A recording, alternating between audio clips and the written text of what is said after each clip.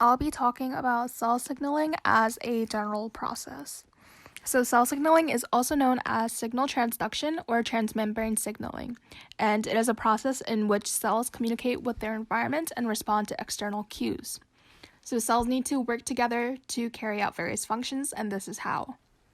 So first we talk about receptors, which are molecules where signal molecules bind. So these can be like proteins, and they can be found frequently on the surface of cell membranes or even within the cell in the cytoplasm. And then we talk about signal molecules, which are ligands, which are smaller molecules that bind to larger molecules, which in this case would be the receptor. So these signal molecules vary in chemical makeup, but are generally very small and have specific fits. So signal molecules bind to a receptor, and these receptors then can activate other molecules, causing specific actions, and this often changes the shape of the receptor in the process. So cell signaling has 3 stages, which are reception, transduction, and response. So reception is the target cell's detection of a signaling molecule. So the signal molecule binds to the receptor in this stage. And then in transduction, the receptor is activated by this binding, which turns on the process of transduction.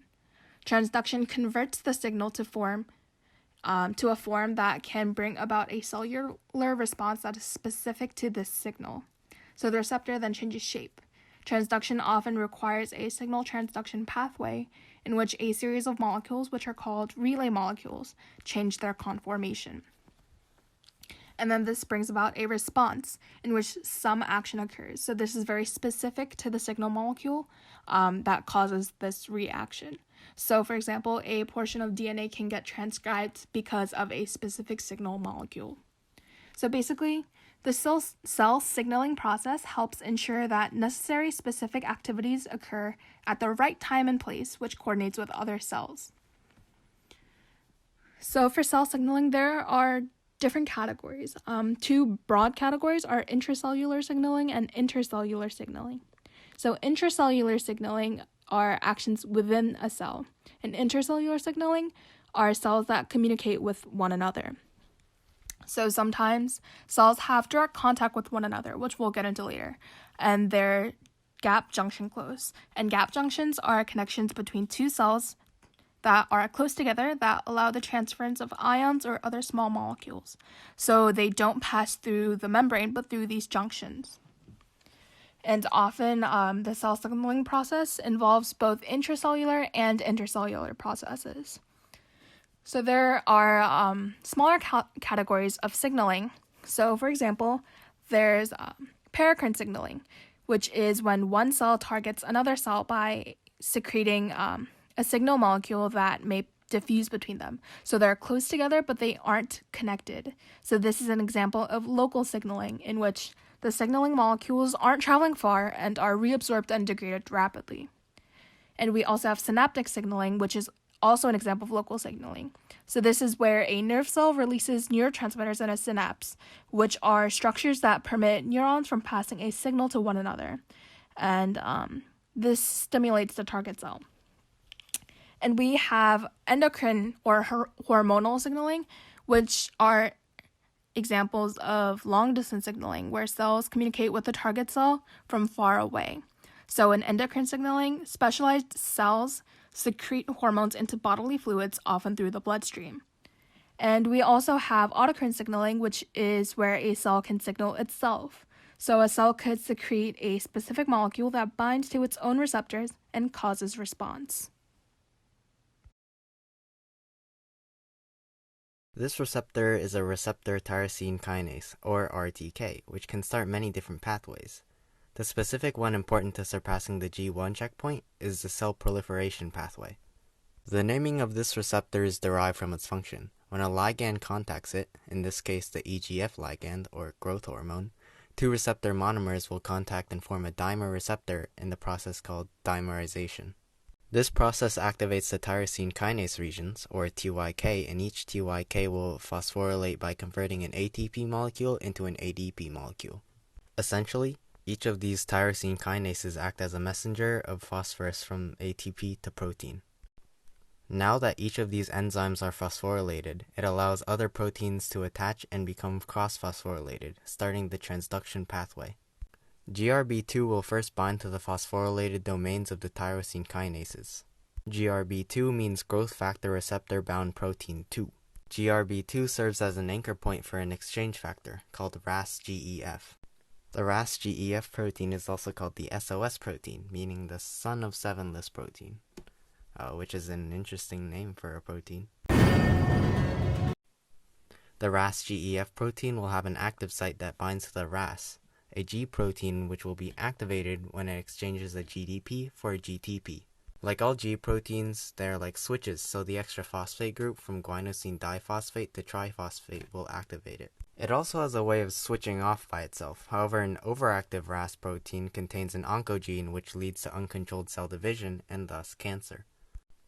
The now activated RAS protein, which is embedded in the membrane, will activate the RAF protein, which is also a membrane-bound kinase.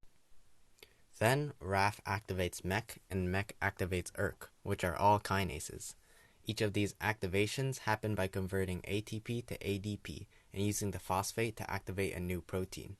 So, in order to stop the pathway, protein phosphatases, or PPs shown here, will catalyze the removal of phosphate groups on the kinases, making them inactive and ready to use again.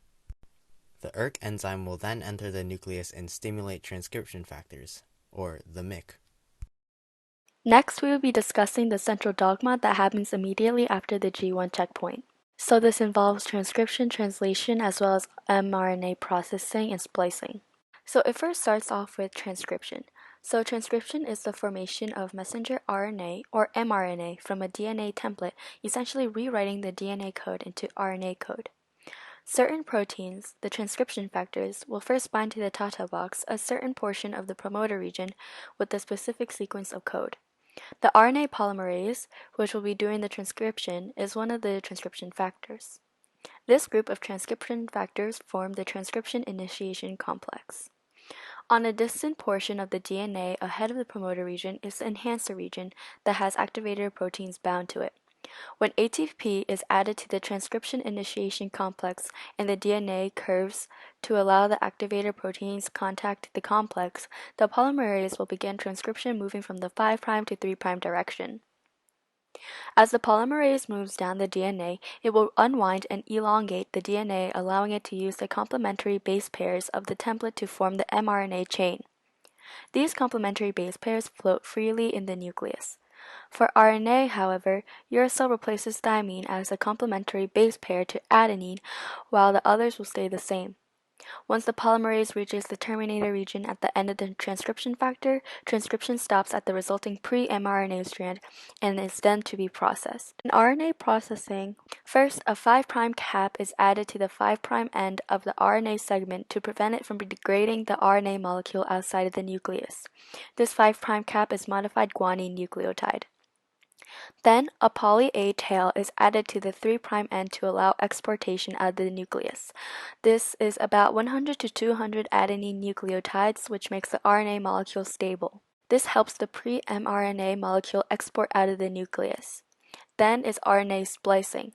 Generally, splicing gets rid of unwanted sequences known as introns. SNRPs form, which is small nuclear ribonucleoprotein particles, and this is a combination of snRNAs and proteins, and they bind to form the spliceosome. These are at the boundaries of the introns and exons. So SNRPs bind to the 5' splice site. The 5' end of the intron base pairs form a lariat. The 3' end of exons cut and are joined to branch site at 3' end of exon, and exons are covalently bound, which makes the mRNA. Next, the mRNA turns into protein through translation. The first step is initiation, where a large ribosomal subunit attaches. So the small ribosomal subunit binds to the mRNA and tRNA, which is transfer RNA, and the starts codon signal start of translation. Then is elongation, where the amino acids are added one by one, creating a peptide chain, and it continues to increase. The ribosome moves from the 5' to 3' end on the mRNA. So there are three sites. There's the A site, P site, and E site. In the A site, amino acids are held here as long as they prepare to be added to the peptide chain. On the P site, it holds the growing peptide chain, and on the E site is the exit site for the tRNA that is recycled out. Then is termination. It first starts when elongation continues until the stop signal codon arrives. The release factor binds to the stop codon and detaches with hydration. This breaks bonds between the peptide and tRNA, releasing the chain. There are two ends of the protein when the peptide chain is released. It's the N-terminus and the C-terminus. On the N-terminus end, the amino group is exposed, and on the C-terminus, the carboxyl group is exposed. Translation assembly comes apart, including the large and small ribosomal subunits. Then protein, which is a peptide chain, is the final result. In the growth factor pathway, the result of this translation process produces CDK, cyclin-dependent kinases, and cyclin E specifically for the passing of the G1 checkpoint and moving into the synthesis phase. The p53 protein, which regulates the checkpoint, will first check the DNA for any damage, a factor of the checkpoint, before proceeding to synthesis.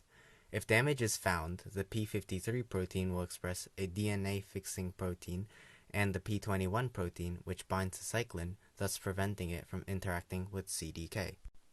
Once the DNA is repaired, the cyclin will be able to bind to CDK. Then, the cyclin-CDK combo will free the RB, the rhabdoblastoma protein, from the E2F by phosphorylating the RB protein. This now free E2F can now promote cell division and enter the synthesis phase where DNA will be replicated. Helicase will first bind to the origin and unzip the DNA and split it into two strands. This will allow the DNA polymerase to copy each strand individually and thus duplicate the DNA. Stabilizing proteins will then bind to each strand to prevent them from reattaching. Another protein, topoisomerase, attaches to the protein in front of the helicase to prevent supercoiling, which would make the DNA difficult to unwind. Primase enzymes can then add primers to the DNA strand to start replication using DNA polymerase. These primers are initially ribose, which will later be changed to deoxyribose. The two strands will then be replicated differently because of the anti-parallel nature of DNA. The 3' to 5' template DNA strand will be the leading strand and replicate continuously, while on the other strand, it will be replicated in segments continuously with multiple primers, and the discontinuous fragments are called Okazaki fragments. The distinction is important because the DNA polymerase can only add base pairs to the 3' end of the new strand, meaning it travels from the 3' to 5' end on the template DNA strand.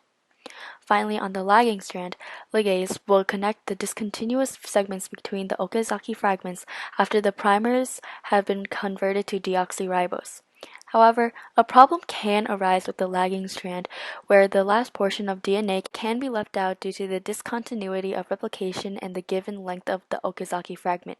To fix the problem, cells have telomerase enzymes which contain an RNA template and repeat the sequence at the end of a gene, known as a telomeric repeat. The extension allows the primase to add another primase and include any last bits of the gene.